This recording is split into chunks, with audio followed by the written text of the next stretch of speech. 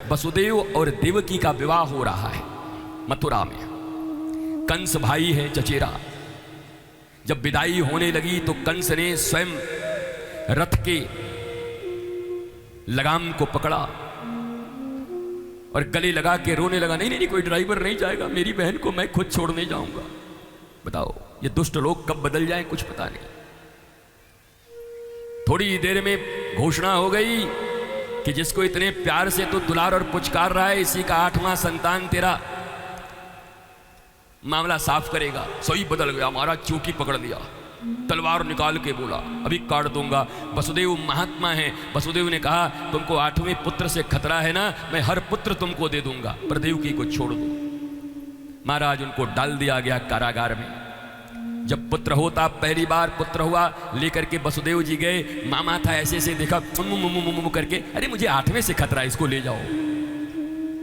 6 पुत्र को छोड़ दिया। नारद जी ने कहा भगवान को कह दो कि अपना अवतार कैंसिल कर दे। क्यों? बोला दुष्ट के अंदर दया जग गई, अब अवतार लेने की क्या जरूरत है। जब दुष्ट में दया आ गई तो अवतार की क्या जरूरत। जब कंस में दया आ गया तो आने की क्या जरूरत है। नारद जी ने कहा चिंता नहीं, मैं सारी दया खत्म कर देता हूं, और अभी तो ये इसका टेम्पोररी चेहरा है, ओरिजिनल चेहरा मैं दिखवाता हूं कैसा है। दुष्टों के टेम्पोररी चेहरे बड़े अच्छे होते। कंस के पास ऐसा ज्ञान था, जब वो बोल रहा था बड़े बड़े दधीची, बड़े बड़े अंगिरा, रिभु सब फेल हो गए थे, इतना आत्मज्ञान रखता था। कल ज्ञान देगा कंस, आज तक तुमको कोई बताया नहीं होगा भागवत में। कंस का दिव्य ज्ञान, कैसे कंस ज्ञान दे रहा है, सुनोगे तो कहोगे अरे ये कौन महात्मा है भाई। आत्मा न मरती है न कटती है, कोई किसी का शत्रु नहीं होता। और हमारे जैसा आदमी रहे तो तुरंत शिष्य बन जाए जाकर के, अरे महाराज कंस गुरुदेव।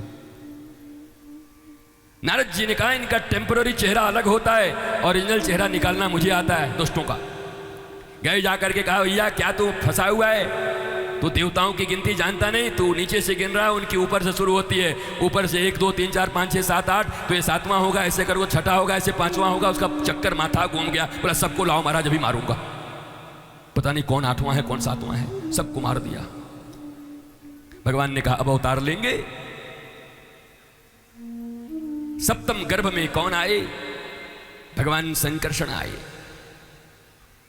ये दुनिया का पहला, जिसको तुम लोग आजकल कहते हो टेस्ट ट्यूब बेबी, जिस तरीके से तुम बात करते हो, या दूसरे गर्भ से निकाल के दूसरे गर्भ में पालने की विधि, ये पहली विधि थी भारतीय सनातन संस्कृति में।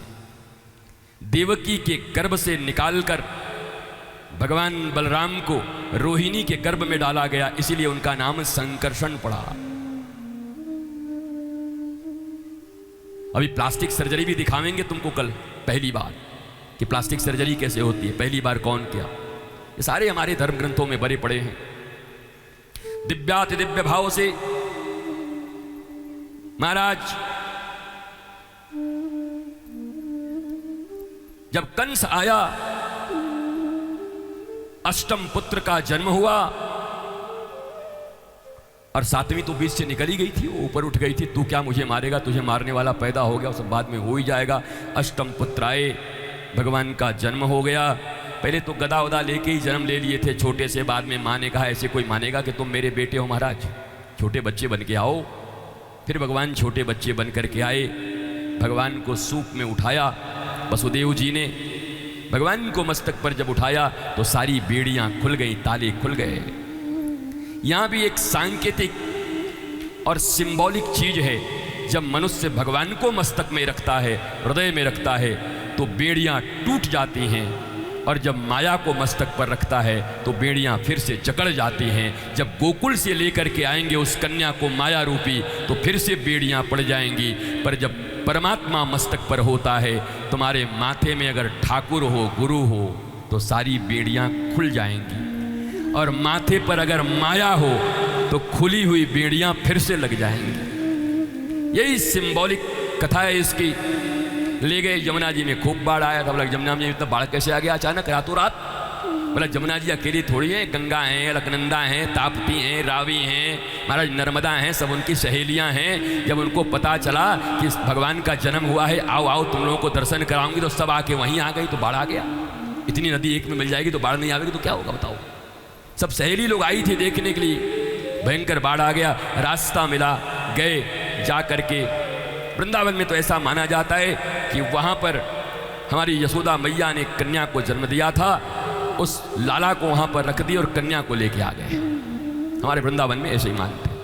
हम ब्रज के लोग हैं तो ऐसे ही बात बोलेंगे, अपनी बात क्यों नहीं बोलेंगे? तुम्हारे पास नहीं बोलेंगे तो कहाँ बोलेंगे? जब उसको लेकर के आए, फिर बेड़िया लग गई, सुबह कंस आया और आकर के उठाया। बोला इतना झूठ, देवता लोग भी झूठ बोलते हैं, बताओ। बोला था 8वीं संतान, ये तो संतानी है, अब क्या होगा? महाराज दिव्याति दिव्य भाव से आज प्रातः से ही यशोदा के आंगन में जैसे ही प्रातः हुआ, प्रथम आरुषि का वर्षण हुआ।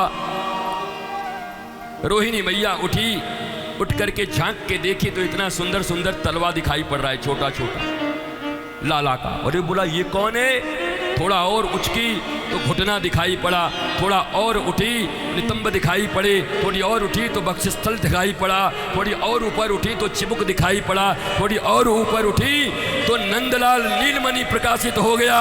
और रोहिणी ने कह दिया, अरे नंद को लाला भयो है,